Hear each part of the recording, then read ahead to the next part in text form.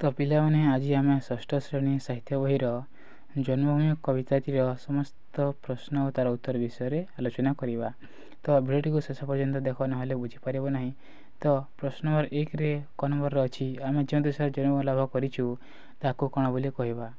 तो यार उत्तर हो आम जो देश जन्म ग्रहण करूँ जन्मभूमि बोली कहवा।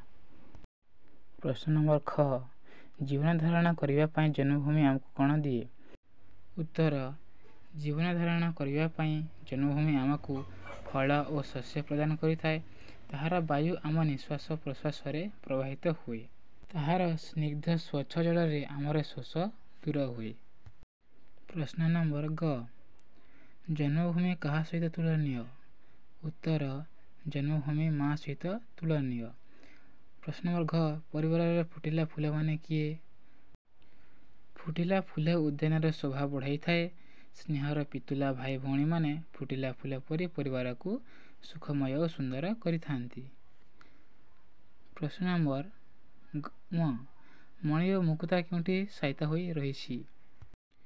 आम देशर अनेक खनिज संपद भरपूर हो रही। आम देशर खनिज मानकरे मणि और सागर गर्भर मुक्ता सहायता होई रही। प्रश्न नंबर च जन्मभूमि प्रति आमर कि कर्तव्य रही। उत्तर जन्मभूमि आमर जननी परी जन्मभूमिर गौरव रक्षा तथा देशवासी सेवा करने आम जीवन परम कर्तव्य होगा उचित। प्रश्न नंबर 6 क्यों मानक नाम लोकमुखरे काले काले रहे। उत्तर जो महापुरुष माने निज देशर मंगल पाई आपणार शरीर को दान करिसंती निजर सुख शांति घर परिवार को भूली भिक्षा थाल धरी घर घर बुली छंती एपरिक लोकंकर मंगल पाई बहु कष्ट सही से मानक नाम लोकमुखरे काले काले रहे। प्रश्न नंबर 2 तीनोटी एक जातीय शब्द सहित जो भिन्न जातीय शब्दटी अच्छी ताकू बाछि अलग कर। क वायु पवन आनंद अनिल। तो यार भिन्न शब्दटी हो आनंद। ख जननी माता माँ पिता यार भिन्न शब्द हो पिता। ग रवि कवि सूर्य तपन यार भिन्न शब्दटी हो कवि।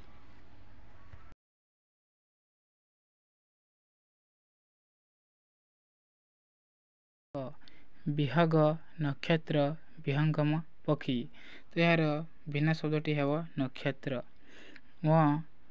बण जंगल पर्वत कानन तो यार भिन्न शब्द हो पर्वत।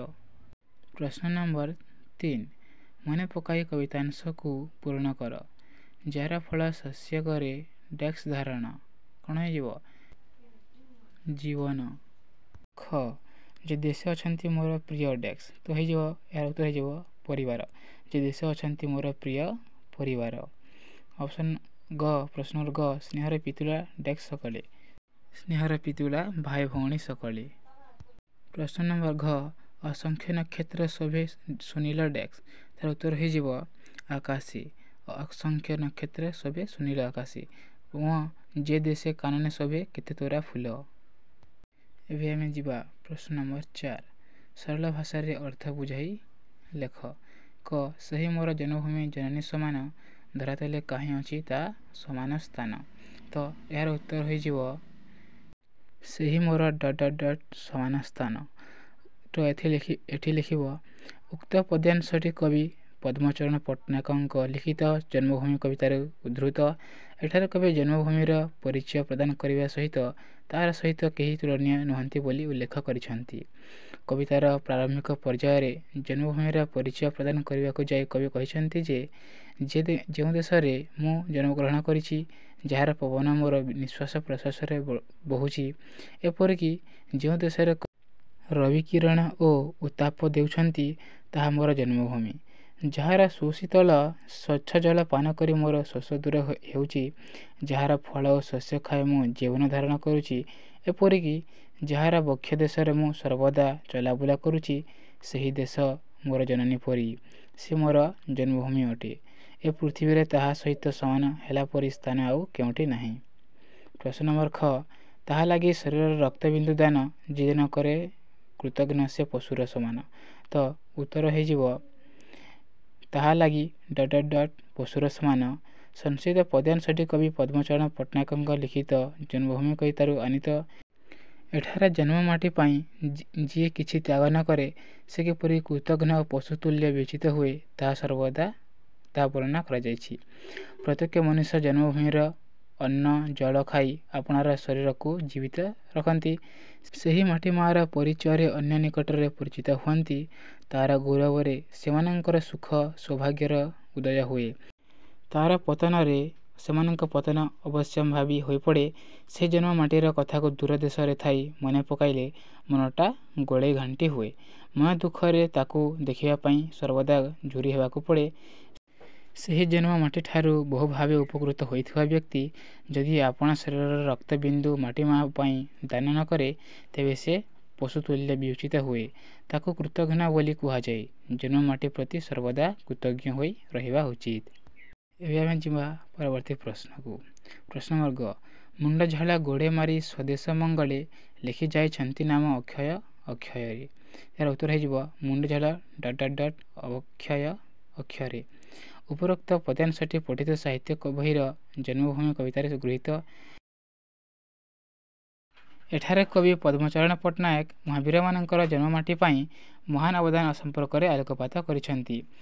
ଇତିହାସର ପୃଷ୍ଠା ଲେଉଟାଇଲେ ବହୁ ମହାବୀରଙ୍କ ଅମର ଜୀବନ ଗାଥା ସମ୍ପର୍କରେ ଜାଣି ହୁଏ।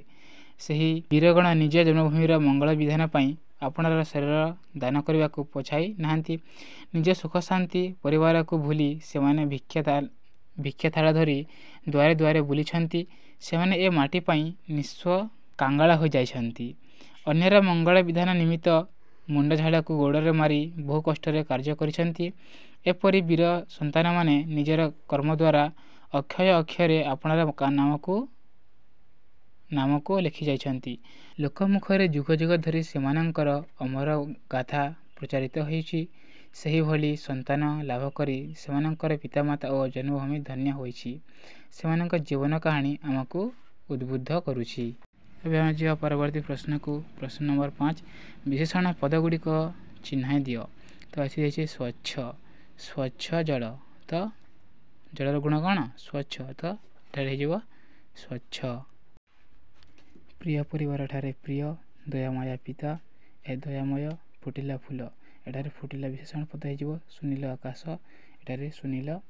ନବ ଜଳଧର ନବ ହେବ ବିଶେଷଣ ପଦ। ତୋରା ଫୁଲ ଏଠାରେ ତୋରା ହୋଇଯିବ ବିଶେଷଣ ପଦ। ଜୀବନ ଧାରଣ ପାଇଁ କେଉଁ କେଉଁ ଜିନିଷ ଆମର ଅତି ଆବଶ୍ୟକ?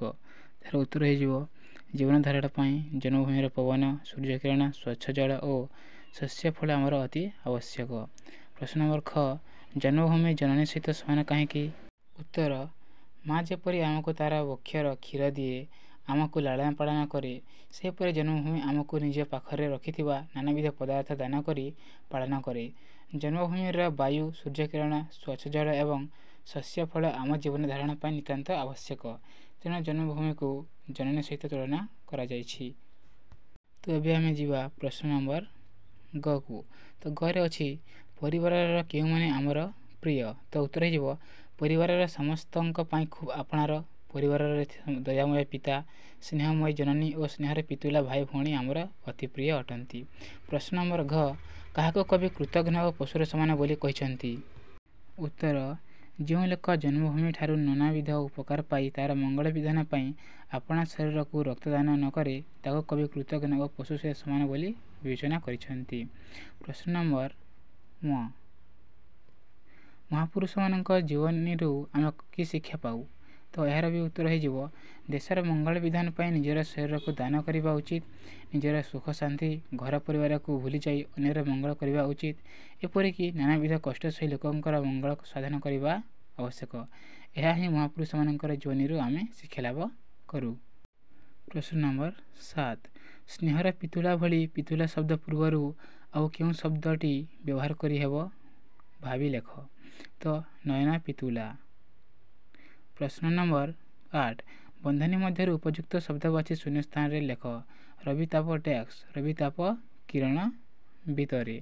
ଖ କାନନେ ଶୋଭେ କେତେ ଡ୍ୟାକ୍ସ କାନନେ ଶୋଭେ କେତେ ତୋରା ଫୁଲ। ଗ ଯାହାର ଗୌରବେ କେତେ ଡେକ୍ସ, ଯାହାର ଗୌରବେ ସୁଖର ଉଦୟ। ଏବେ ଆମେ ଯିବା ପ୍ରଶ୍ନ ନମ୍ବର 9କୁ। ନିମ୍ନଲିଖିତ ଶବ୍ଦ ଗୁଡ଼ିକର ଅର୍ଥ ପ୍ରକାଶ କରୁଥିବା କେଉଁ କେଉଁ ଶବ୍ଦ କବିତାରେ ବ୍ୟବହାର କରାଯାଇଛି ଖୋଜିକରି ଲେଖ। ଏହାର ଉତ୍ତର ହୋଇଯିବ ଜଳଧର, ସୁଦାମିନୀ, ବିହଙ୍ଗମ, ନକ୍ଷତ୍ର ଓ ଧରା।